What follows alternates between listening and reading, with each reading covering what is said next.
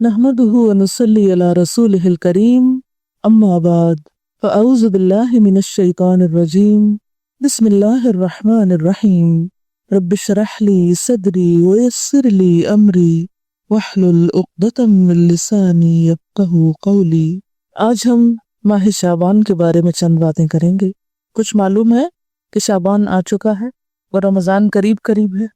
اسی طرح آپ دیکھیے کہ رمضان جو ہے ایک فرض عبادت کا مہینہ ہے، لیکن رمضان میں داخل ہونے سے پہلے اس کا اہتمام شعبان میں ہی شروع ہو جاتا ہے، یا اس کے لیے ذہنی تیاری شعبان سے ہی شروع ہو جاتی ہے، اور پھر یکا یک سلسلہ منقطع نہیں کیا جاتا، بلکہ کیا کیا جاتا ہے، شوال میں بھی کچھ روزے نفلی رکھے جاتے ہیں۔ اگرچہ شعبان اور شوال کے روزے نفلی روزے ہیں، لیکن یہ رمضان کے آگے پیچھے ہیں۔ تو شعبان، رمضان اور شوال یہ خصوصی طور پر روزے جیسی فرض عبادت کی ادائیگی کے مہینے ہیں۔ اب آپ دیکھیے کہ عموماً ہم جب چھٹے ہوئے روزے ہوتے ہیں سال بھر نہیں رکھتے، اچھا ابھی رکھتے ہیں۔ حضرت عائشہ رضی اللہ تعالیٰ عنہا کے ساتھ بھی ایسے ہی ہوتا تھا، وہ عموماً اپنے قضا روزے جو تھی وہ شعبان میں رکھتی تھی کہ اب اگلے سے پہلے پچھلا قرضہ چکا لوں۔ تو اسی طرح شعبان میں کچھ تیاری ہوتی ہے رمضان کی۔ پھر رمضان میں روزے رکھنے کے بعد اتنا دل لگ جاتا ہے روزوں کے ساتھ کہ رمضان ختم ہونے کا سب کو افسوس ہوتا ہے۔ پھر اس کے بعد بھی 6 روزے اور اتنی فضیلت والے دے دیے گئے کہ اگر وہ رکھ لیے جائیں تو اتنا اجر و ثواب ہے گویا آپ سال بھر روزے سے ہیں۔ تو انشاءاللہ تعالی رمضان کی فضیلت اور برکت تو آپ رمضان سے پہلے سنیں گے ہی، اور مزید اپنے آپ کو تیار کریں گے، لیکن اس عبادت کے لیے، یعنی روزے جیسی عبادت کے لیے شعبان کے مہینے میں بھی اس طرف متوجہ ہونے کی ضرورت ہے، اور تبھی آپ متوجہ ہوں گے جب آپ اس کی فضیلت اور اہمیت کو سمجھیں گے۔ اس مہینے میں نبی صلی اللہ علیہ وسلم سے جو عمل ثابت ہے وہ کیا ہے؟ روزوں کی کثرت۔ حدیث میں آتا ہے، ترمذی کی حدیث ہے، حضرت ام سلمہ رضی اللہ تعالی عنہا فرماتی ہیں، ما رأیت النبی صلی اللہ علیہ وسلم یصوم شہرین متتابعین الا شعبان و رمضان۔ میں نے رسول اللہ صلی اللہ علیہ وسلم کو 2 مہینے پے در پے یعنی مسلسل روزے رکھتے ہوئے نہیں دیکھا سوائے شعبان اور رمضان کے۔ یعنی اس میں آپ کیا کرتے تھے؟ کنٹینیوسلی روزہ رکھتے تھے۔ حضرت اسامہ بن زید بیان کرتے ہیں، میں نے عرض کیا، اے اللہ کے رسول صلی اللہ علیہ وسلم، میں آپ کو کسی مہینے میں سوائے رمضان کے اتنے روزے رکھتے ہوئے نہیں دیکھتا جس قدر روزے آپ شعبان میں رکھتے ہیں۔ آپ نے فرمایا کہ لوگ اس رجب اور رمضان کے درمیان والے مہینے کی فضیلت سے غافل ہیں۔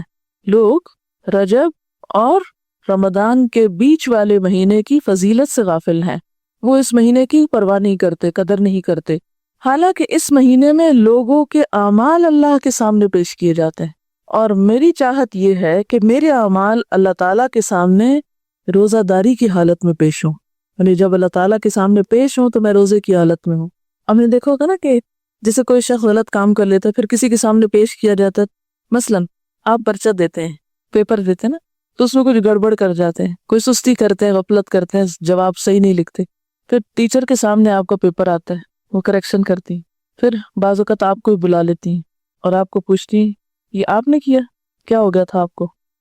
اگر آپ ایک ایسے اسٹوڈنٹ ہوتے ہیں جو ادروائز بہت اچھے ہیں تو وہ آپ کی اس اچھائی کی وجہ سے کیا کریں گی؟ اس غلطی کو اگنور کر دیں گی۔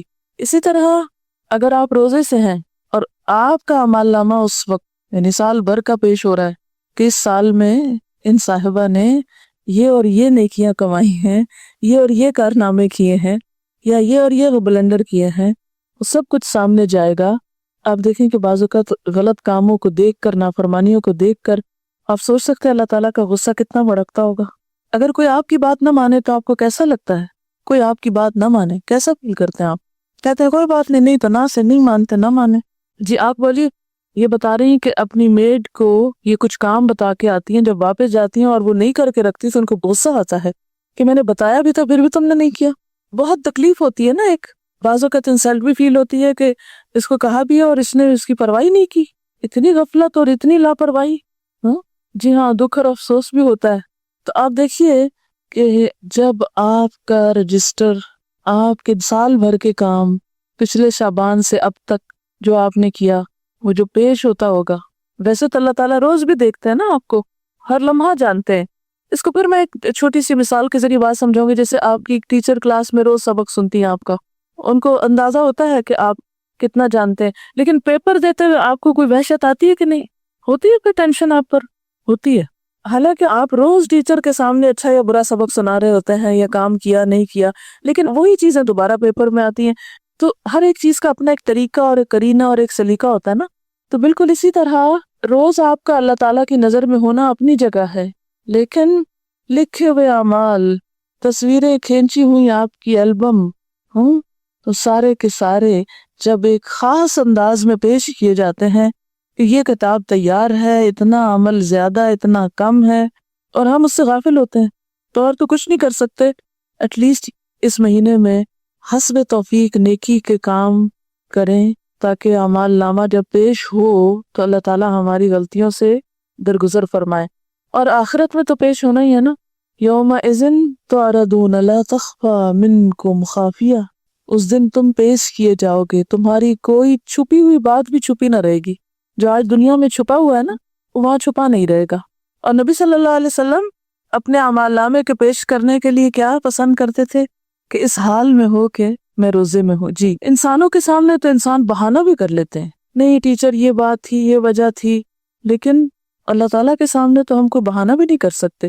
بس اللہ تعالیٰ کو کیا مطلوب ہے؟ ہمارا دل کدھر رجوع کر رہا ہے، ہماری سوچ کدھر ہے، ہمارے دل میں اس کی محبت کتنی ہے، اور ہماری ایفرٹ کیا ہے، اور ہم کتنا رجوع کرنے والے ہیں۔ اور بنیادی طور پر اللہ تعالیٰ کو آپ سے بندگی مطلوب ہے، عاجزی مطلوب ہے کہ آپ اس کے بن جائیں۔ جی ہاں، جن کے اوپر ہمارا کوئی احسان نہ ہو، اگر وہ ہماری بات نہیں بھی مانتے تو کوئی دکھ نہیں اتنا ہوتا، کہتے چلو ٹھیک ہے اس کی مرضی۔ مثلاً آپ کوئی بازار میں ہیں، آپ کو کوئی ٹیکسی لینی پڑی، آپ ٹیکسی والے کہتے اپنے روپے میں آپ کو دوں گی، آپ مجھے اس جگہ پہنچائیں، وہ نہیں مانتا تو آپ کہتے نہیں تو نہ سے، چلو میں کوئی اور کہیں معاملہ کر لیتی۔ کسی دکان پہ جاتے ہیں، آپ کوئی معاملہ کرتے ہیں، دوسرا شخص نہیں آپ کی بات مان، کہتے ہیں نہ سے، کوئی بات نہیں۔ لیکن جس پر آپ نے احسان کیا ہو، پھر وہ آپ کی بات نہ مانے، اور آپ دیکھیں کہ اللہ تعالیٰ کے ہم پر کس قدر احسانات ہیں، اور پھر ہم کیا کر رہے ہیں اور کتنا کر رہے ہیں۔ میں سوچتی ہوں کہ کبھی ہم اپنی آنکھوں، کانوں، دل، دماغ کے ساتھ اپنے آپ کو حوالے تو کریں اللہ کے، اسلمت لرب العالمین۔ غلطی تو ہونی ہے، اس سے نہیں بچ سکتے ہم، لیکن ایک غلطی ہو جانا اور انسان ہونے کے ناطے کوتاہیاں، کمیاں ہمارے اندر ہونا، اور ایک ہے غفلت، ہٹ دھرمی، لاپرواہی، بے نیازی کا رویہ اختیار کرنا، دل چاہے کوئی کام کر لیا، نہیں تو نہ صحیح۔ یہ رویہ بڑا تکلیف دہ ہے ایک انسان کے حق میں جو وہ اللہ کے ساتھ برتتا ہے۔ اچھا، اب ایک اور بات یہ ہے، ہم میں سے اکثریت روزے تو نہیں رکھتے شعبان کے، کیونکہ ہم ڈرتے ہیں کہ پھر ہم کمزور ہو جائیں گے اور رمضان کے جو روزے ہیں وہ نہیں رکھ پائیں گے۔ تو اس کا علاج کیا بتایا گیا ہے کہ 15 شعبان کے بعد نہ رکھیں، ٹھیک ہے نا؟ نصف شعبان کے بعد روزہ رکھنے سے منع کیا گیا، اور خصوصاً آخری 2 دن جو ہیں ان میں شک کا روزہ بالکل منع ہے، کہ کوئی شخص کہ نہیں میں احتیاطاً روزہ رکھ رہا ہوں، کیا پتا آج رمضان ہو گیا اور میں نے چاند نہ دیکھا ہو، اور یہ جو سب بتا رہے ہیں کیا پتا یہ بھی غلط ہو، تو وہ شخص شک کا روزہ رکھے تو شک کے روزے سے منع کیا گیا ہے، اور اس کے علاوہ 15 کے بعد روزے سے منع کیا گیا۔ اب آپ نے دیکھا کہ ایک طرف تو نبی صلی اللہ علیہ وسلم کا عمل ہے کہ وہ 2 مہینے مسلسل روزے رکھتے تھے، دوسری طرف منع کیا گیا ہے کہ 15 کے بعد روزہ نہ رکھا جائے، تو یہ کنٹراڈکشن نہ ہو گئی؟ اسی لیے تو ہم حدیث کو مانتے نہیں ہیں، ایک میں کچھ آتا ہے دوسرے میں کچھ اور آتا ہے۔ کوئی جواب دے گا؟ جی آپ شابش، ٹھیک ہے، یاد رکھیے انشاءاللہ آپ اصول الفقہ بھی پڑھیں گے اور چیزیں بھی، اور بھی ذہن کھلے گا آپ کا۔ جب آپ کا عمل اور قول آمنے سامنے آ جائے تو عمل آپ کے اپنے لیے خاص ہوتا ہے اور قول امت کے لیے ہوتا ہے، ٹھیک ہے نا؟ بعض جگہ آپ کو ایسا ملے گا کہ ایک جگہ آپ کسی چیز سے روکتے ہیں، لیکن ہم دیکھتے ہیں آپ خود وہ کام کر رہے ہوتے ہیں۔ مثلاً ایک اور روزے سے بھی منع کیا گیا ہے، وہ کون سا روزہ ہے؟ صوم، ماشاءاللہ آپ کی معلومات تو بہت ہیں، بخاری پڑھتے ہیں نا، اس لیے کوئی فائدہ ہوا پڑھنے کا؟ الحمدللہ۔ صوم وصال سے منع کیا گیا، وہ کون سا ہوتا ہے صوم وصال؟ مسلسل روزہ رکھنا، کس طرح؟ جیسے صبح روزہ رکھا، افطار کے وقت افطار نہیں کیا، پھر اگلے دن کی اسی وقت نیت کر لی، پھر رات بھر کچھ نہیں کھایا، اگلے دن پھر روزہ، اس کو صوم وصال کہتے ہیں۔ آپ صلی اللہ علیہ وسلم خود ایسا روزہ رکھتے تھے، کیونکہ آپ کی طاقت، جیسے انہوں نے فرمایا، آپ کی کیپیسٹی، آپ کی طاقت، آپ کا مقام اور آپ کی کچھ عبادات امت سے خاص تھی، کیونکہ آپ کا مقام بہت بڑا ہے نا، تو جتنا بڑا کوئی مقام کسی کا ہوتا ہے اتنی بڑی اس کی ذمہ داری بھی ہوتی ہے، ٹھیک ہے؟ تو جیسے آپ نے ہمیں صوم وصال سے منع کیا، اسی لیے عام لوگوں کو 15 کے بعد روزوں سے منع کیا گیا ہے، تاکہ وہ خوف میں نہ رہیں کہ ہم رمضان سے پہلے ہی کمزور ہو گئے ہیں۔ جیسے پہلے 15 دنوں میں روزے رکھیں، پھر اس کے بعد آخری 15 دنوں میں آپ آرام فرمائیں، پھر اس کے بعد رمضان کی ابتدا کریں، ٹھیک ہے؟ اچھا، نبی صلی اللہ علیہ وسلم کے کافی سارے خصائص ہیں، سورۃ الاحزاب میں شاید کچھ ذکر کیے تھے، تو خصائص ہیں آپ کے جو آپ کو امت سے خاص کرتے ہیں، کیونکہ آپ نبی ہیں نا، عام انسان کی طرح تو نہیں ہے، لیکن کچھ کام ایسے ہیں جو آپ نے عام انسانوں جیسے کیے ہیں، جیسے کھانا پینا، بازار جانا وغیرہ وغیرہ، خیر یہ تو ایک الگ بحث ہے۔ اچھا، اب مشکل یہ ہے کہ کچھ لوگ روزہ وغیرہ تو کوئی نہیں رکھتے، مگر حلوہ ضرور پکاتے ہیں 15 شعبان کو، سب رات دھوم دھام سے مناتے ہیں۔ اب ہماری قوم کی اکثریت اس بات سے بالکل غافل بھولی ہوئی ہے، یہ جو ابتدائے شعبان ہے اس کے روزے کتنے فضیلت والے ہیں، لیکن حلوہ پکانے کی جو رسم ہے وہ بہت لوگوں کو پتا ہے۔ اچھا، اب بعض لوگ یہ بھی کہتے ہیں کہ یہ مردوں کی عید ہے۔ جی، کسی نے سنا ہے یہ پہلے؟ افسوس کہ ایسے میں نے آپ کو بتا دی ایک غلط بات، لیکن معاشرے میں کچھ جگہوں پر یہ مشہور ہے، تو یہ ہے کہ اس کو مردوں کی عید کہا جاتا ہے۔ تو اس ضمن میں بھی یہ ویسے بنیادی طور پر اس دن وہ ختم کا حلوہ ہی پکاتے ہیں اور مردوں کو ثواب پہنچانے کے لیے، اور اس قسم کی رسومات جو ہیں وہ ادا کی جاتی ہیں۔ اور اس کے لیے دلیل کیا دیتے ہیں؟ بعض کا خیال یہ ہے کہ نبی صلی اللہ علیہ وسلم کا دندان مبارک احد کی جنگ میں شہید ہوا تھا، تو اس وقت آپ سے روٹی نہیں کھائی جاتی تھی، آپ کو حلوہ پکا کر دیا گیا تھا، تو اس لیے ہم بھی حلوہ پکاتے ہیں، یعنی وہ اس سے ریلیٹ کرتے ہیں اس حلوے کو۔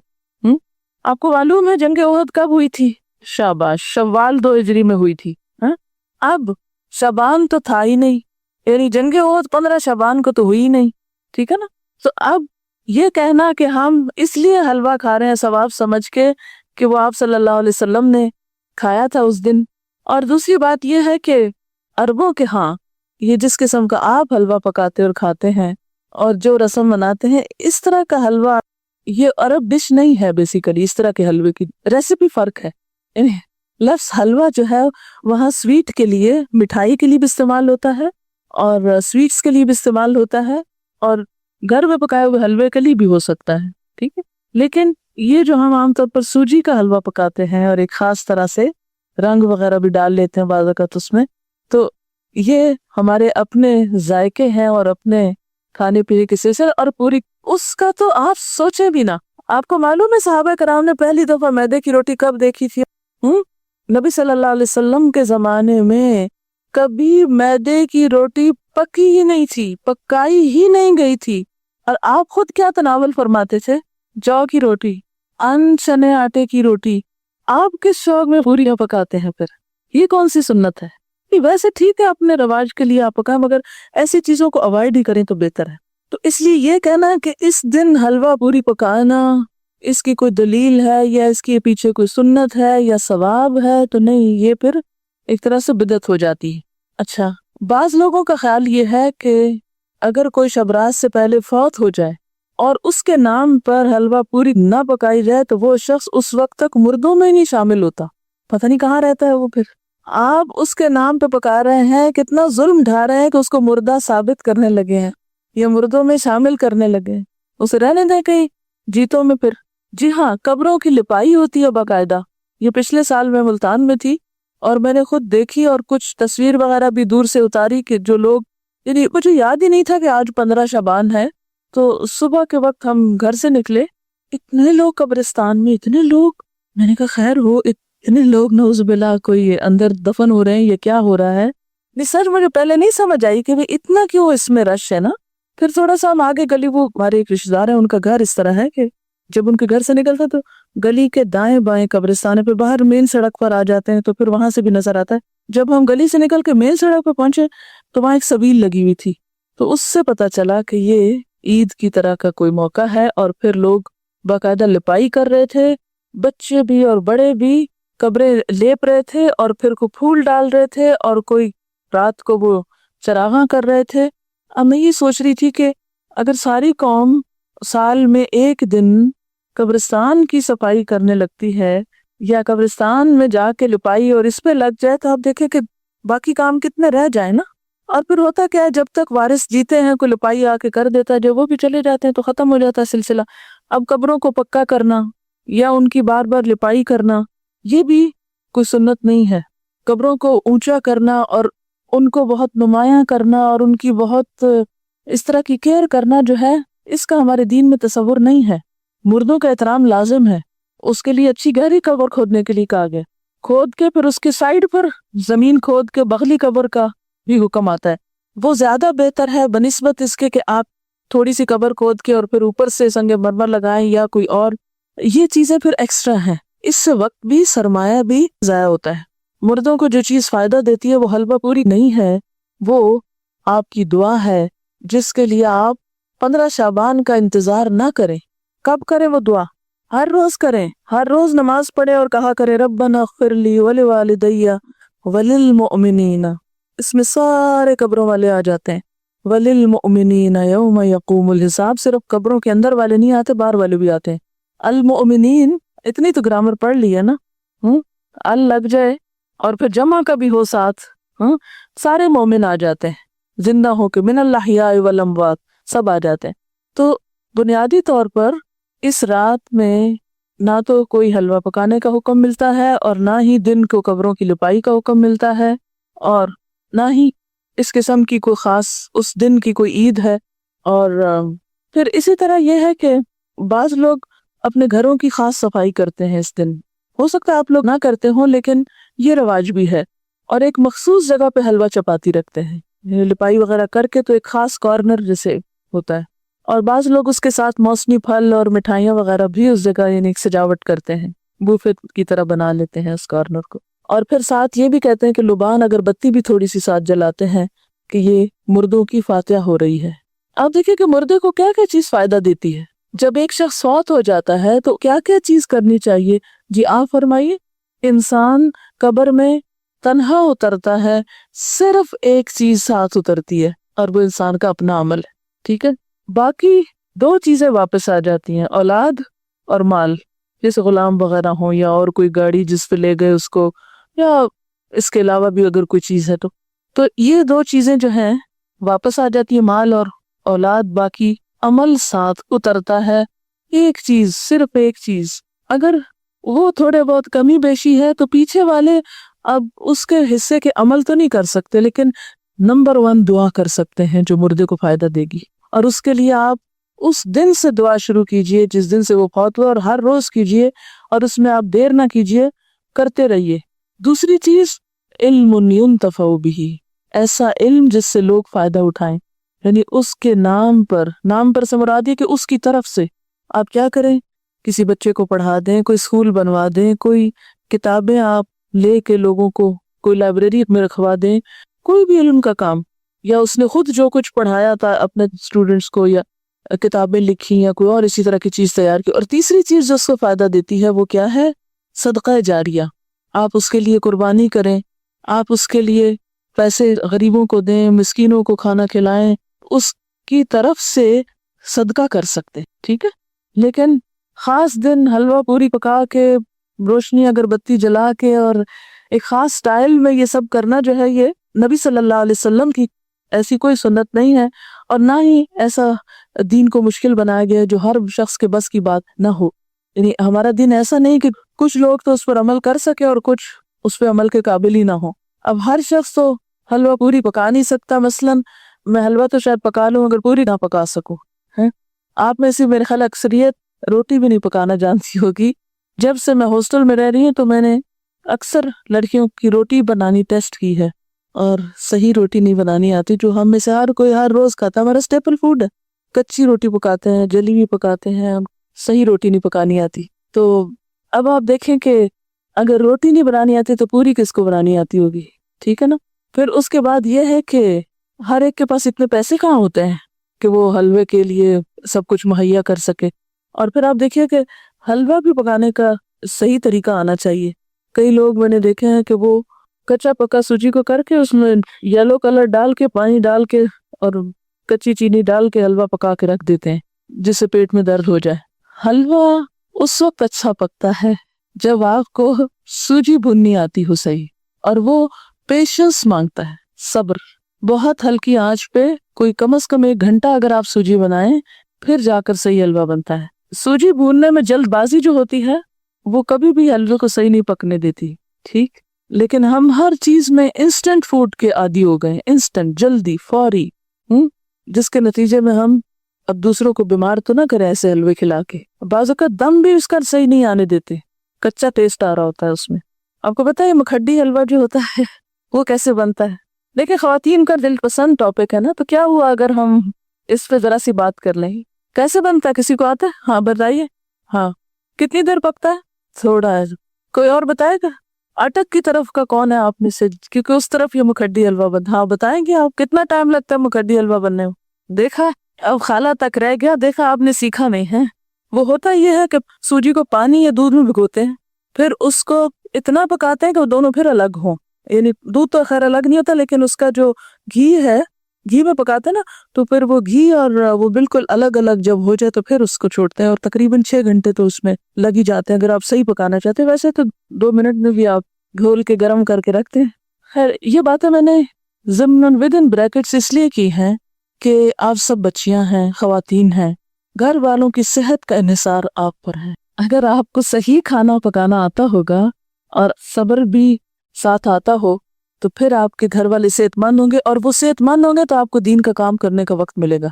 तो ये जो सही खाना पकाना आना, ये बहुत बड़ी नेमत है, और इस पर वक्त लगाएं और इसको सीखें अपने वालिदैन और खाला वगैरह से, क्योंकि ऐसा ना हो कि ये ज़बान तो हमारी जा ही रही है, वैसे आधी उर्दू बोलते हैं आधी अंग्रेजी बोलते हैं। अब खानों में भी हमने कुछ चाइना से मंगा लिए रेसिपीज, कुछ इधर उधर से, अब वो खाने के स्टाइल भी बदलते जा रहे हैं। हालांकि बेस्ट फूड जो है अल्हम्दुलिल्लाह अल्हम्दुलिल्लाह हमारे इस कॉन्टिनेंट का है कि जो बहुत अच्छी तरह वेल कुक्ड और टेस्ट के हिसाब से भी अच्छा होता है। लेकिन अफसोस ये है कि अब हम आउटडोर ईटिंग के इतने आदी हो गए हैं कि हमें घर में पकाना अच्छा ही नहीं लगता ना। और अक्सर लड़कियों को ये कहते सुना गया, आई हेट कुकिंग। दीन वाली कोई लड़की ये जबान से बात ना निकाले, ठीक है? क्यों ना निकाले? वजह आपको पता है कि खाना खिलाना कौन से कामों में से? जी हाँ, तो ये सिर्फ गरीब को खाना खिलाना नहीं, अपने घर के गरीबों को खिलाना जो है वो भी एक बहुत बड़ी नेकी का काम है। तो हेट कुकिंग कहने की बजाय, लेकिन एतदाल उसमें भी, ये नहीं कि फिर आप किचन से ना निकले। और इसमें एक सादा ग़िज़ा हो लेकिन वेल कुक्ड, न्यूट्रिशियस, जिससे आपकी सेहत, आपके बच्चों की सेहत दुरुस्त रहे। अगर वो दुरुस्त रहेगी इंशाल्लाह आपके पास वक्त ज्यादा होगा, फिर आप दीन का काम ज्यादा अच्छी तरह कर सकेंगे, ठीक है ना? ये बात मैं अपने तजुर्बे से आपको बता रही। जी, आप कुछ कहना चाह रही? जी, दुआ कर सकते हैं, अल्लाह ताला के लिए क्या मुश्किल है? वहां तो है ना उसके पास, जिधर चाहे डाल दे। यमहुल्लाहु मा यशा व युस्बित। क्या मतलब इस आयत का? यमहुल्लाहु मा यशा व युस्बित, मिटा देता है जिस चीज को चाहता है और बाकी रखता है जिसको चाहता है। उसमें जो चाहे वो तब्दीली कर सकता है। वहिंदहु उम्मुल किताब, और उसके पास है असल किताब। सबकी तकदीरें उसके हाथ में है, जिसको जो चाहे अता कर दे और जिसके हिस्से से जो चाहे क्रॉस कर दे कि नहीं ये इसको नहीं देना। अच्छा जनाब, फिर उसके बाद ये है कि बाज लोगों ने ये भी बात मशहूर कर रखी है कि मैयत की रूह 40 दिन घर आती रहती है, और मोमिनीन की रूह जुमा की रात को, शब बरात को और ईदैन को अपने घरों पे आती है। ये बात मशहूर है कि इस दिन रूहें आती हैं, एक तो जुमरात के दिन आती हैं, और एक जो है ईदों को आती हैं, और शब रात को आती हैं। हालांकि इसके पीछे कोई दलील नहीं है, ये हमारा अपना ख्याल है। देखें, वो किस लिए आएंगे, क्या करने आएंगे? उनका दुनिया से कोई रिश्ता, कोई ताल्लुक, उनको तो कोई इंटरेस्ट ही नहीं रहता यहाँ से। जो नेक लोग होते हैं वो कहते हैं शुक्र है हमारी जान छूटी इस मुसीबतों के घर से, इस कैद खाने से। और जो बुरे लोग होते हैं वो जितना भी चाहें कि आके वापस कोई अच्छा अमल कर सके तो आ नहीं सकते। सूरत अल मोमिनून में आपने एक आयत पढ़ी होगी, वो मिन वराइहिम बरज़खुन इला यौम युबासून। जो रूह एक दफा आगे चली गई, उनके पीछे बरज़ख हायल हो गया, पर्दा हायल हो गया। कब तक? इला यौम युबासून, उस दिन तक जबकि ये बिल्कुल ऐसे जैसे बच्चा पैदा होने के बाद वापस नहीं माँ के पेट में जा सकता, ऐसे ही दुनिया से जाने के बाद इंसान दुनिया में नहीं आ सकता। इतना ही मुहाल है। जैसे बच्चे की पैदाइश में माँ को एक تکلیف اٹھانی پڑتی ہے نا، تو مرتے وقت جب انسان کی روح نکلتی ہے تو خود اس کو یہی کرب سے گزرنا پڑتا ہے۔ تو روح بھی آپ دیکھیں کہ بہت سے وہ لوگوں کے مرتے وقت کے حالات سنے ہوں گے، پڑھے ہوں گے۔ ایک ڈاکٹر مودی، شاید اس نے 120 لوگوں کے موت کے واقعات لکھے ہوئے ہیں، تو وہ تجربہ یہ بتاتے ہیں کہ جیسے ایک گیٹ کھلتا ہے اور اس میں ہم جا رہے ہیں، ٹریول کر رہے ہیں، آگے کو جا رہے ہیں، تو بات یہ ہے کہ جو آگے چلا جاتا ہے وَمِن وَرَائِهِمْ بَرْزَخ، پیچھے آڑ آ جاتی ہے، دروازہ بند کر دیا جاتا ہے، اب دنیا میں نہیں کوئی آتا، اور انہوں نے کرنے بھی کیا آنا ہے، اور کہیں سے ثابت بھی نہیں ہے قرآن سے کہ روحیں ہمارے گھروں میں واپس آ کے رہتی ہیں، ٹھیک ہے نا۔ اور آپ ذرا سوچیں تھوڑی دیر کے لیے کہ اگر آپ کو مرنے کے بعد آپ کے گھر میں بار بار آنے کی اجازت دی جائے تو آپ کا حال کیا ہوگا، بتائیے ذرا۔ آپ دیکھیں گے آپ کا سامان کسی کے پاس چلا گیا، آپ کی چیزیں کسی نے توڑ دی ہیں، آپ کی چیزیں کسی نے پھینک دی ہیں، خراب کر دی ہیں، تو آپ دیکھ دیکھ کے کیا کریں گے؟ ذرا سوچیں، اپنے آپ کے لیے سوچیں کہ آپ مرنے کے بعد پھر آئیں دنیا میں، اور عید کو بھی آتے ہیں، اور شبرات پہ بھی آتے ہیں، اور جمعرات کو بھی آتے ہیں، اور 40ویں پہ بھی آتے ہیں، تو پھر آ کے آپ کیا کرتے ہیں؟ کیا کریں گے آ کے؟ کتنی حسرتیں ہوں گی نا۔ تو کیا آپ سمجھتے ہیں کہ اللہ تعالیٰ بندوں کو اس طرح حسرتوں میں مبتلا کرتا ہے کہ واپس بھیج کے، یعنی سارے تو عید کے کپڑے پہن کے کھڑے ہوں اور ہم دور کھڑے دیکھتے رہیں ہیں کہ یہ عید منا رہے ہیں اور ان کو ہم بھول گئے، ہمیں یاد ہی نہیں کرتے اب یہ، اور پھر ہمارا دل چاہے گا کہ ہم کسی کو گلے ملیں، یہ جو آپس میں ہم ہی ملے تو مل نہیں سکیں گے، اب پھر کسی کو دیکھ کے دل چاہے گا کہ اس سے بات کریں، بات ہی نہیں کر سکیں گے۔ تو یہ بات عقل کو بھی نہیں لگتی کہ کوئی مرنے کے بعد پھر دنیا میں آئے، اور پھر آئے بھی خاص اوکیزنز پہ جب لوگ خوشیاں منا رہے ہوں، اور آپ مر کے آ کے ان کے سر پہ دیکھ رہے ہوں حسرت سے، کس قدر افسوسناک بات ہے۔ تو اور پھر یہ تو چلو ویسے ہم سوچ رہے ہیں نا کہ اگر ہو if it is possible تو how does it look like، لیکن قرآن میں بھی کہیں نہیں لکھا ہوا اور حدیث میں بھی کہیں اس طرح نہیں پتہ چلتا۔ ہاں یہ ہے کہ مردہ جب قبر میں ہوتا ہے نا تو اس کے حساب کے لیے اس کو واپس روح لوٹائی جاتی ہے، اس کو اٹھا کے بٹھایا جاتا ہے، اور وہ جو ایک کنیکشن ہے نا مردے کا قبر میں اور برزخ میں، وہ ایک خاص کنیکشن ہے، جیسے ہمارے پاس ایک ٹیلی فون ہے اور ایک کسی اور جگہ پر ہے تو وہ ایک خاص وائر کے ذریعے کنیکشن ہے، تو جسم اور روح کا ایک کمیونیکیشن بھی ہو سکتا ہے آپس میں، لیکن وہ قبرستان کی حد تک ہو جائے تو ہو جائے، کیونکہ وہاں سزا جزا کا ایک کنسپٹ موجود ہے قبروں کے اندر، لیکن عام گھروں میں اور گھروں کے اندر آ کر، اور پھر یہ کہ کچھ روحیں بھٹکتی ہیں اور کچھ روحیں دوسروں کے اوپر مسلط ہو جاتی ہیں، اور یہ سب جنات ہوتے ہیں جن کو انسانی روحیں سمجھ کر وہ کیا جاتا ہے، اور بعض اوقات شیاطین دھوکہ دیتے ہیں انسانوں کو، کیونکہ بعض لوگ کہتے ہیں نا مجھے بالکل ابھی خوشبو آئی تھی اور مجھے ایسے لگا جیسے مجھے کسی نے آواز دی ہے، اور مجھے بالکل وہ تو میرے بھائی جیسا ہی تھا، کوئی مجھے ہیولا نظر آیا گھر میں، اور یہاں خانہ کعبہ میں نظر آیا فلاں وہ تو فوت ہو چکا۔ یہ سب اگر آپ نے سائیکالوجی پڑھی بھی ہو تو اس میں آپ نے پڑھا ہوگا، التباس کے بارے میں پڑھا ہوگا، ہیلوسینیشن وغیرہ کے بارے میں، خیر وہ ایک اور ایکسٹریم پہ لے جاتے ہیں، لیکن بیسیکلی یہ ہے کہ جو شیاطین ہوتے ہیں، جنات ہوتے ہیں، وہ بھی بعض اوقات انسان کو دھوکہ دیتے ہیں، ایسی باتیں ان کو بھٹکانے کے لیے، بہکانے کے لیے، ان کا عقیدہ خراب کرنے کے لیے، بگاڑنے کے لیے ان کو بھول بھلائیوں میں ڈالتے ہیں، ان شکلوں میں آ جاتے ہیں، ٹھیک ہے نا۔ تو جو چیز قرآن سنت سے ثابت نہیں، بس اس پہ خاموشی اختیار کی جائے، نہ کہ اس کے آگے ایک نیا دین گھڑ لیا جائے اور پھر کھانے پکا لیے جائیں۔ اب دیکھیں مردہ خود تو وہ حلوہ کھا نہیں سکتا اور ہم اس کو خوش کرنے کے لیے حلوہ بنا رہے ہیں۔ اب مثلاً آپ کسی کے گھر میں جائیں اور وہ کہ ہم نے آپ کو خوش کرنے کے لیے یہ سب کچھ پکایا ہے اور کھانے نہ دیں آپ کو، یا آپ کھا نہ سکیں اس کو، آپ کتنے خوش ہو کے لوٹیں گے؟ اچھا بعض لوگ ایک مغالطہ دیتے ہیں، وہ کہتے ہیں یہ جو آتا ہے نا تنزل الملائکۃ والروح فیہا باذن ربہم من کل امر سلام، کہ لیلۃ القدر میں روح اترتا ہے، تو اب آپ بتائیں کہ اس روح سے مراد کون سا ہے؟ اگر اس روح سے مراد مرے ہوئے لوگوں کی روح ہے تو پھر ان آیتوں کے بارے میں کیا کہیں گے؟ نزل بہ الروح الامین، روح سے مراد کیا ہے قرآن پاک میں؟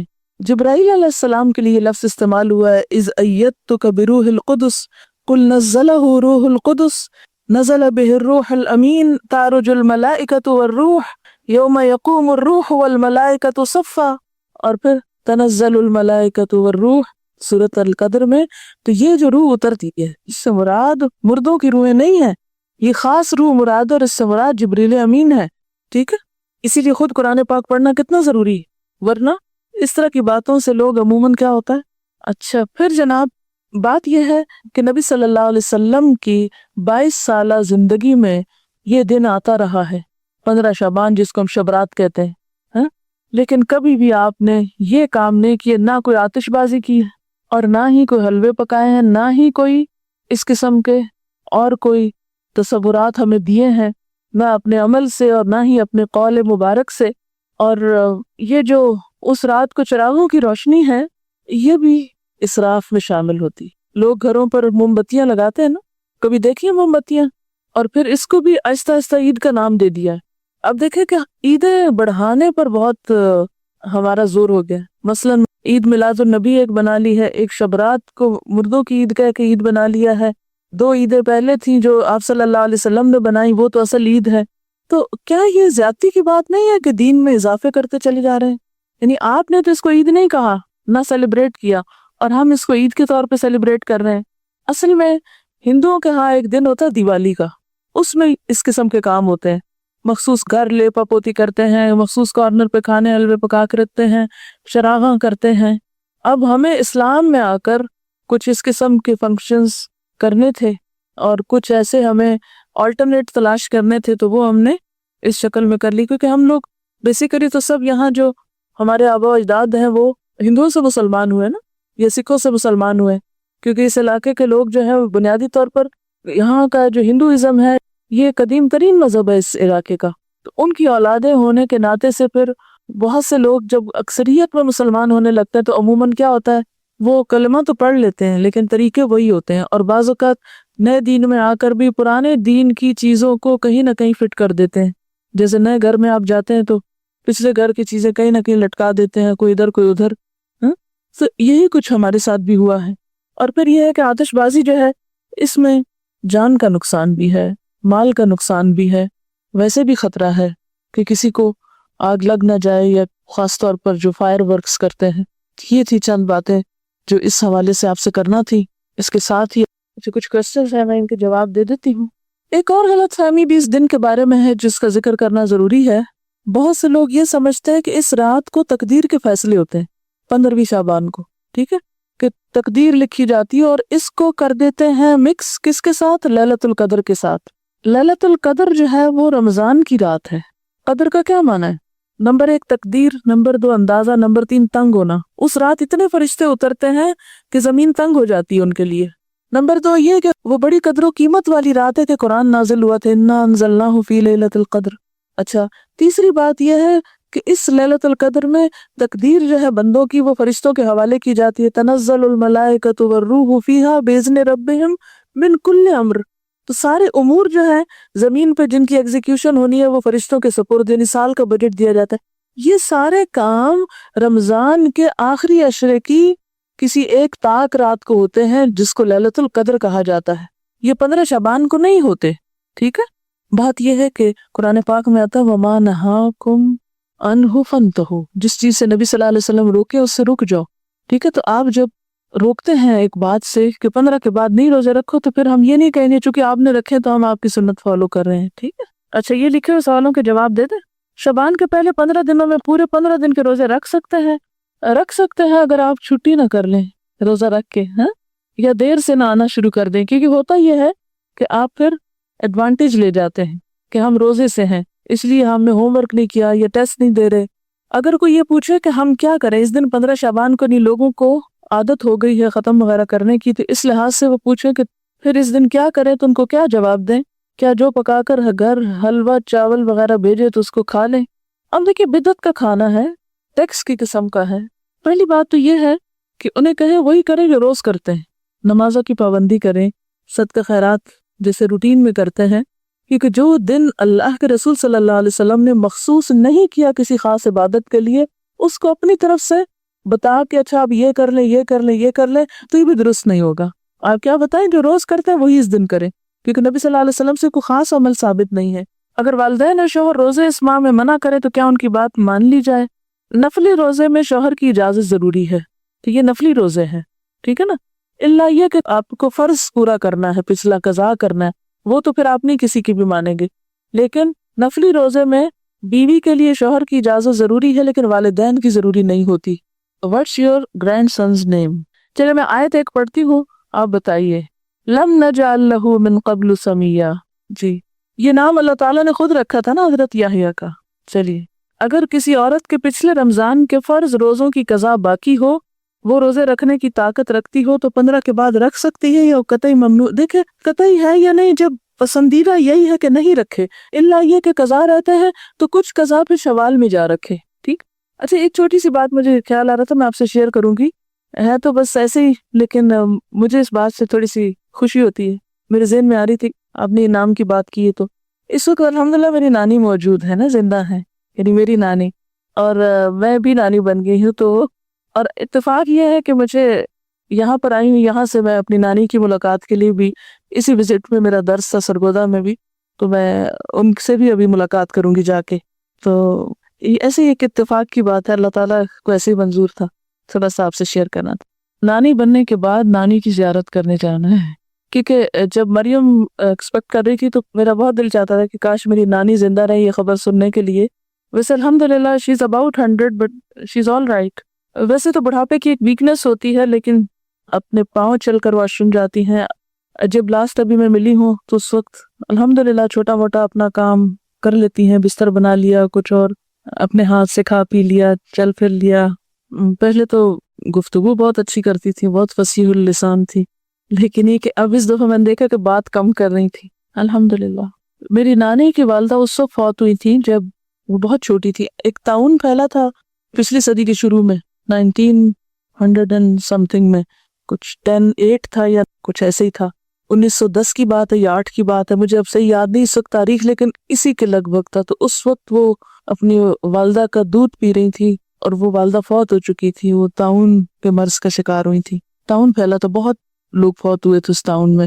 وہ بتاتی ہوتی ہے نانی کہ میں اپنی فوت ہوئی بھی ماں کا دودھ پی رہی تھی اور پھر مجھے آ کے اٹھایا گیا تھا ماں کے سینے سے، تو انہوں نے اپنی والدہ کو نہیں دیکھا ہوا. اب یہ اللہ کے فیصلے نا کہ اپنی والدہ کو انہوں نے نہیں دیکھا، لیکن اگلی کتنی جنریشنز کی خبر ان کو زندگی میں ملی. جو چاہے اللہ کرے. کوئی اور سوال میں، ورنہ پھر اجازت چاہوں گی. یہ کہتے ہیں کہ کلاس میں اتنی نیند کیوں آتی ہے؟ اس لیے کہ آپ کے پاس آکسیجن کی کمی ہوتی ہے، کیونکہ زیادہ لوگ جب آ جاتے ہیں تو پھر اس نیچرل روحیں اگر اس طرح نہیں آتی تو پھر ان کے بارے میں آپ کیا کہیں گی جو لوگ روحوں کو بلاتے ہیں اور ان سے باتیں کرتے ہیں. میں نے خود بھی کئی دفعہ یہ ایکسپیرینس کیا ہے، یہ ایکسپیرینس میں بھی کر چکی ہوں، ایسی بات نہیں ہے، لیکن یہ سب جنات ہیں. مرے ہوئے لوگوں کی روحیں نہیں آتی، جنات ہوتے ہیں جو آس پاس گھومتے پھرتے رہتے ہیں، جن کو ہمارے حالات پتہ ہوتے ہیں، اور وہ اس کے اندر آ کے جو باتیں ہمیں معلوم ہوتی ہیں وہی ہم جو پوچھتے ہیں وہ کچھ نہ کچھ اوٹ پٹانگ بتاتے رہتے ہیں. It's just waste of time، کوئی فائدہ نہیں، علم لا ینفع ہے. اور کئی لوگ 40 دن تک لائٹ نہیں آف کرنے دیتے کہ جو فوت ہوا شخص ہے وہ واپس آتا ہے. تو دیکھیں آپ کو اندھیرے میں اپنے گھر کا راستہ ملتا ہے؟ اتنی جب ڈارک رات ہو جاتی ہے، چلو شہر میں تو پھر بھی روشنی ہوتی ہے، گاؤں وغیرہ میں تو اندھیرا ہو جاتا ہے. چلو کوئی بات نہیں، وہ تو غریب کو، لیکن 40 دن نہ مقرر کرے. جتنی توفیق ہے 1 دن میں دے دیں، 2 دن دیں، 40 دیں، سارا سال دیں، ساری زندگی دیں، صدقہ کرنے میں کوئی حرج نہیں ہے. لیکن مخصوص نہ کریں کہ صرف 40 دن اور وہ بھی ایک مخصوص جگہ پر ہی بھیجنا ہے اور پکا کے بھیجنا ہے. آپ کچا راشن بھی دے سکتے ہیں، آپ کسی کو کپڑا بھی دے سکتے ہیں، آپ کتابیں لے کے دے سکتے ہیں، آپ کہیں کسی بیمار کا علاج کرا سکتے ہیں. یعنی صدقے کی تو بہت ساری قسمیں. دیکھیں یہ شب رات، شب کا مطلب بھی رات ہے اور رات کا مطلب بھی رات ہے. کیا بھروسہ اپنے مردے رشتہ داروں کی کچی قبروں کو سال میں کسی دن بھی لیپ کر سکتے ہیں، اگر کوئی خاص دن مقرر نہ کریں، بلکہ اس نیت سے کریں کہ قبر بیٹھ نہ جائے، دب نہ جائے.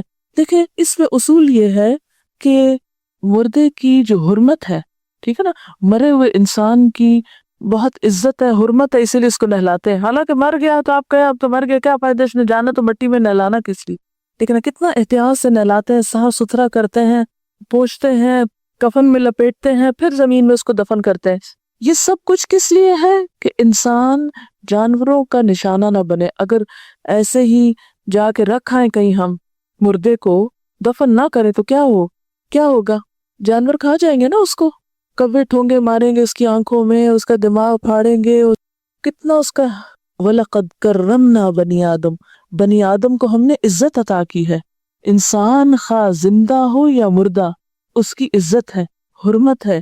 تو دفنانے کی حکمت کیا ہے؟ حرمت نہیں پامال ہو.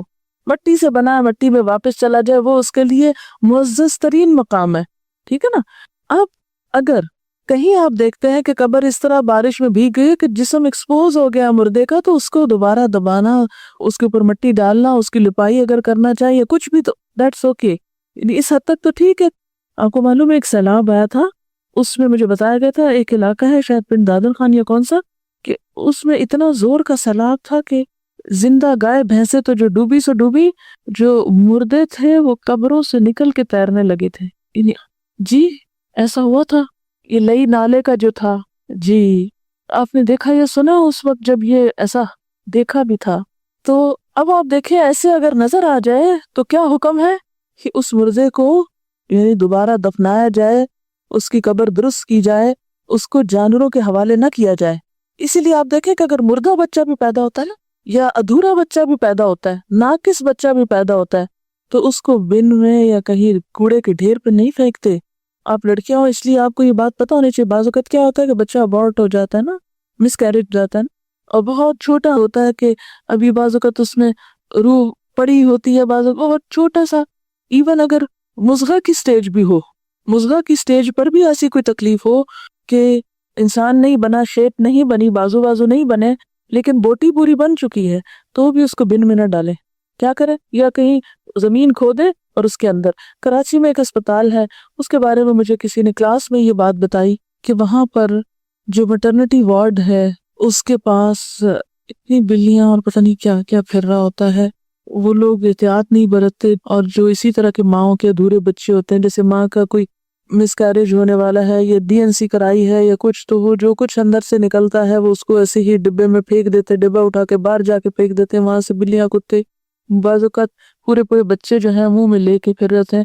تو ایک اسٹوڈنٹ تھی ہماری، انہوں نے روتے ہوئے کلاس میں یہ بات سنائی کہ میڈم میں نے خود دیکھا ایک بلی کو منہ میں پکڑ کے لے جاتے ہوئے، تو میں نے تو بہت ایک اس طرح کا وہاں پر سٹینڈ لیا، اور میں اسپتال کی انتظامیہ کے پاس گئی، اور کہتی میرے میاں مجھے کہہ رہی تھی تم کس چکر میں پڑ گئی ہو، لیکن خیر لمبی چوڑی اس نے بات سنائی، اور پھر جا کے تو اس نے کہا کہ خدا کے لیے اگر کہیں اور نہیں تو یہیں کوئی ایریا ایسا ہو کہ جہاں آپ گڑھا کھودیں اور اس میں یہ چیزیں دبائیں، کیونکہ انسان کی حرمت ہے نا۔ کیونکہ اگر آپ اس طرح انسانوں کے جسم کے ٹکڑے، مثلا اگر کسی کا آپریشن بھی ہو نا، خدا نخواستہ کسی کی ٹانگ کاٹ دیتے ہیں، کسی کا کوئی بازو کاٹ دیتے ہیں، ایسے آپریشن ہوتے ہیں نا، یا جسم کے اندر سے کچھ نکال دیتے ہیں بعض اوقات، تو وہ انسانی جسم کے ٹکڑے ہیں، ان کی بھی حرمت ہے، ان کو بھی بلیوں کو نہ ڈالیں، کیونکہ یہ جو جانور ہوتے ہیں بلی وغیرہ، ان کو جب خون پڑ جاتی ہے نا، انسانی خون کی لت پڑ جاتی ہے، تو یہ بھی خون خوار ہو جاتے ہیں۔ پھر بعض اوقات ایسا تھا نا جسے خواتین کا رحم نکال دیا جاتا ہے، تو یہ نہیں کہ ان کو اٹھایا اور آپ یوں ہی پھینکا ہے کوڑے کے ڈھیر پہ، یعنی خاص طور پر آپ میں سے اگر کچھ لوگ ہاسپٹلز میں کام کرتے ہیں یا کسی بھی طرح کوئی لنک ہے ان کا، تو ان سارے انسانی اعضاء کی حرمت ہے، حتیٰ کہ یہ جو بال اترتے ہیں ہمارے، تو بہتر تو یہی ہے کہ ہم کٹھے کر کے پھر کہیں دبا دیں۔ ہمیں تو بچپن میں یہ سکھایا گیا تھا، اب بہت لاپرواہی برتتے ہیں، لیکن کیونکہ بال بھی تھوڑے رہ گئے ہیں، تو بچپن میں یہ ہوتا تھا کہ جب اترتے تو ڈھیروں ڈھیر اترتے تھے، تو ہماری پھپھی تو بہت اس میں سختی کرتی تھی، ہر ایک بہن کے ہمارے ایک خاص ڈبہ رکھا ہوتا الماری میں جہاں چیزیں ہوتی تھی، کہ باہر ایک بال نظر نہ آئے، وہ سارے اکٹھے کر کے اس میں ڈالتے جائیں اور پھر ایک لفافہ بھر کے کہیں جا کے اس کو زمین میں دبا دے، کیونکہ انسان کی ایک عزت ہے۔ جب انسان کی حرمت پامال ہوتی ہے دل سخت ہوتے ہیں، جیتوں کے ساتھ بھی انسان زیادتی کرنے لگتے ہیں۔ آپ کو معلوم ہے نا کہ انسان کی جو عزت ہے یا جو اس کے خون کی حرمت ہے، یہ اللہ تعالیٰ نے شہر حرام اور اس صحینہ حرام اور جو مقام ہے ان سب کی حرمت سے زیادہ اعلیٰ قرار دی ہے۔ تو قبر اگر بہہ رہی ہو یا کچی ہو یا خراب ہو رہی ہو، تو وہ صرف وارثوں کا ہی کام نہیں، جو بھی قبرستان کے ذمہ دار ہوں، رکھوالے ہوں، وہ یہ کریں۔ ہمارے تو افسوسناک خبریں ملتی ہیں کہ بعض اوقات ملی بھگت سے مردے چرا لیے جاتے ہیں اور راتوں رات نکال لیے جاتے ہیں، اور ان کو پھر آگے سیل آؤٹ کیا جاتا ہے دوسرے ملکوں میں۔ جو میڈیکل سٹوڈنٹس کے لیے ایسے گینگ بنے ہوئے ہیں کہ وہ سپلائی کیے جاتے ہیں انہیں ناجائز طور پر، بہت کچھ ظلم، کیونکہ خدا کا خوف نہیں، خشیت اللہ فی السر والعلانیہ وہ نہیں، تو پھر آپ جو جی چاہے کریں۔ وہ کریے کہ کسی ہاسپٹل میں ہاؤس جاب کر رہی تھی، تو چوہوں کا سائز انہوں نے بلیوں جیسا دیکھا، کتنے موٹے موٹے، تو پھر پتہ چلا کہ جو ڈیلیوریز ہوتی ہیں پلاسنٹاز ایسے ہی بن میں پھینک دیے جاتے ہیں، اور وہ چوہے کھا کھا کے اس کو، ہاں خود سوچے کہ انسانی صحت کے لیے کتنا نقصان دہ ہے۔ اچھا کسی نے کہا کہ 15 شعبان کے بعد جو روزہ رکھنے سے منع کیا، اگر کوئی رکھ لے تو کیا گناہ ہوگا؟ بنی اسرائیل والے سوال کرتے ہیں آپ۔ دیکھیے اچھا اطاعت گزار کون ہوتا ہے؟ سمعنا و اطعنا، اللہ تعالیٰ آپ کا حکم ہے، اللہ کے رسول صلی اللہ علیہ وسلم آپ کا فرمان ہے، ٹھیک ہے نہیں کریں گے بس ختم بات، پھر کیوں پوچھیں گے اگر کر لیا تو کیا ہوا، اگر بھول کے کر لیا، اگر ثواب کی نیت سے کر لیا، نہیں بس ٹھیک ہے۔ دیکھیں کچھ چیزیں جو ہیں ان پر یہ تو حرام اور حلال کی قید نہیں لگائی گئی، لیکن پسندیدہ یہی ہے کہ انسان سنت کو فالو کرے، اس میں اجر ہے، اور وہ آپ ہی کے فائدے کے لیے نا۔ کہتے ہیں کہ ہندو جب دیوالی کا تہوار مناتے ہیں تو یہ سوچ ہوتی ہے کہ لکشمی دیوی جو دولت حسن مال کی دیوی ہے وہ خوش ہوگی، ہمارے گھر خوب دولت اور رزق آئے گا۔ کہیں شب برات کے پیچھے بھی تو یہ کانسیپٹ نہیں کہ اس دن خاص چیزیں پکانے یا صدقہ کرنے سے مزید خوشحالی آئے گی۔ ہو سکتا ہے کہ کچھ ایسی نیت بھی ہو۔ لکھا ہے میں پچھلی 4 سال سے روزے نہیں رکھ رہی کیونکہ ڈاکٹر نے منع کیا ہے کہ میں دوائی کھاتی ہوں اور دوا مس نہیں کر سکتی، یہ 4 سال سے کھا رہی ہوں، یہ چھوڑ دوں تو بیمار ہو جاتی ہوں۔ سیکنڈ اوپینین لیں۔ ایک خاتون تھی، ان کو میں نے اسی طرح مشورہ دیا کہ آپ سیکنڈ اوپینین لے کر تھوڑا آپ کوشش کریں، ایک دن روزہ رکھیں، اگر چل گیا کمپلیٹ کر لیں۔ وہ السر کی مریضہ تھی، ان کو ہر تھوڑی دیر کچھ کھانا پڑتا تھا، اور رمضان کی برکت ایسی ہوتی ہے کہ انہوں نے ٹرائی کیا اور شام تک کو خاص نہیں تکلیف ہوئی، اور الحمدللہ اس کے بعد کئی سالوں سے مسلسل اب روزے رکھ رہی، اور اس سے پہلے کافی عرصے تک وہ روزے چھوڑتی رہی۔ آپ ٹرائل بیس پر رکھ لیں، اگر آپ سمجھیں کہ مرنے لگے تو پھر توڑ کے روزہ دوا کھا لیں، ٹھیک ہے، لیکن ذرا سا ٹیسٹ تو کریں۔ مثلا میں نے گھٹنے کی تکلیف آپ کو بتائی تھی نا، تو بیٹھ کے نماز پڑھ، اب میں کیا کرتی تھی، بیڈ پہ تھوڑا ایسے موڑ موڑ کے بیٹھ کے دیکھتی تھی، اچھا آج میں نیچے پڑھ سکتی ہوں نماز، اچھا آدھی پڑھ لوں، فرض نیچے پڑھ لوں، سنت اوپر پڑھ لوں، تھوڑا تھوڑا ٹرائی کر کے۔ پھر ایک دفعہ تو ایسا ہوا کہ نیچے بیٹھنے لگی تو اتنی تکلیف ہوئی کہ پھر اٹھ کے جلدی اس کرسی پہ بیٹھ گئی۔ تو ٹرائی ضرور کرتے رہنا چاہیے، لیکن اگر پہلے سے ڈر جائیں کہ نہیں یہ تو ہو ہی نہیں سکتا، اب ایک دفعہ مجھے چھوٹ گیا، نہیں، ابھی آپ ینگ ہیں، اور آپ کو پتا بہت سی بیماریوں کا علاج خود روزے کے اندر ہے۔ 15 شعبان کو مرنے والوں کی قبروں کی صفائی تو کرتے ہیں، مگر جن راستوں پہ زندہ لوگ چلتے ہیں ان کا کسی کو کوئی خیال نہیں۔ اس پر بھی ویسے آپ سے بات کروں گی انشاءاللہ، کبھی زندگی رہی، میرا جی چاہتا ہے کہ ہم سب اپنے گلی محلوں کے بارے میں کچھ سوچیں، ان کی صفائی کا۔ آپ کو پتا ہے کہ امریکہ میں بچوں کو ہوم ورک ملتا ہے اس طرح کا، کیا بولا؟ کسی کو کوئی معلوم ہے اس طرح کی بات؟ جی کوئی بتائے گا؟ اس طرح کا ہوم ورک ملتے ہیں کہ آج آپ اپنی جو باؤنڈری وال ہے اس کے ساتھ جتنا بھی ایریا ہے اس کو آپ صاف کریں گے، اور باقاعدہ پھر اس میں چیک کیا جاتا ہے اور اس کے مارکس دیے جاتے ہیں۔ میرا جی چاہتا ہے کہ اب آئندہ ہم بھی کچھ اس طرح کے ہوم ورک شروع کریں تاکہ ہماری گلیاں محلے کچھ صاف ہو۔ اب ہو سکتا ہے آپ کے ماں باپ کو اجازت نہ دے کہ آپ گلی صاف کریں، لیکن کچھ تو کچھ کیا جا سکتا ہے۔